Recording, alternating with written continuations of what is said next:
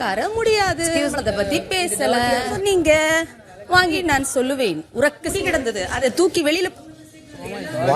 நண்பர்கள் அனைவருக்கும் வணக்கம். சாண்ட்ராக்கு ஒரு டாஸ்கை பிக் பாஸ் சீக்ரெட்டா தந்தாரு பாத்தீங்களா? சாண்ட்ரா அதை கரெக்டா யூஸ் பண்ணிக்கிறாங்க.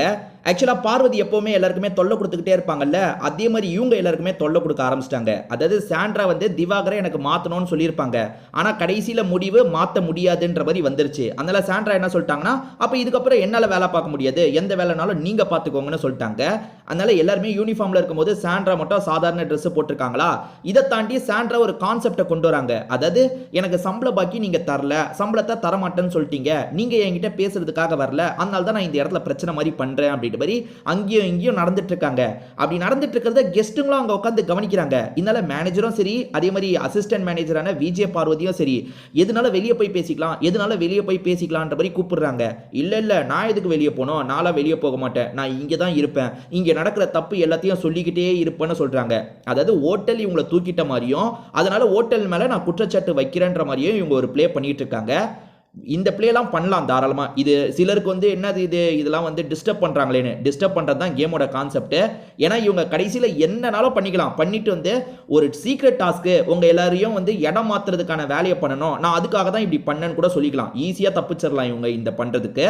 அதே மாதிரி இந்த மாதிரிலாம் குடைச்சல் கொடுத்தாதான் மாத்துவாங்க. சும்மா இவங்க உட்காந்துட்டாங்கன்னா மாத்திடுவாங்களா? குடைச்சல் கொடுத்தாதான் மாத்துவாங்க. அதனால சாண்ட்ரா இப்போ வரைக்கும் பண்ணிட்டு இருக்கிறது கரெக்ட் தான். சாண்ட்ரா என்ன பண்றாங்கன்னா, மேனேஜ்மெண்ட்டுக்கு பிரஷர் கொடுத்துக்கிட்டே இருக்காங்க, விக்ரம்க்கும் சரி விஜே பார்வதிக்கும் சரி.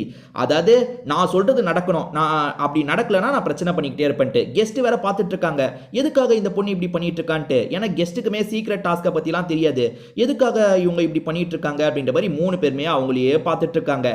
இதை தாண்டி அப்படி பண்ணிட்டு இருக்க சாண்ட்ரா ஒரு விஷயத்த சொல்றாங்க. அது என்னன்னா, காலையில சட்னி இருந்ததுல, அந்த சட்னியில முடி இருந்தது, அந்த முடியை எடுத்து போட்டு தான் தந்தாங்க அப்படின்ற மாதிரி சொல்றாங்க. இதை கேட்கிற 2 பேர் செம்மையா ஷாக் ஆயிட்டாங்க. பிரியங்கா ஷாக் ஆகுறாங்க, மஞ்சரி ஷாக் ஆகுறாங்க. என்ன இவங்க சொல்றாங்க வாட் அப்படின்ற மாதிரிலாம் ஷாக் ஆயிட்டு இருக்காங்க. அதுக்கு சாண்ட்ரா இருக்காங்கல்ல, நான் உண்மையை சொல்லிக்கிட்டே தான் இருப்பேன், இங்க நடக்கிற எல்லா தப்பையும் சொல்லிக்கிட்டே தான் இருப்பேன்ற மாதிரி இந்த விஷயத்த சொல்லிக்கிட்டே இருக்காங்க.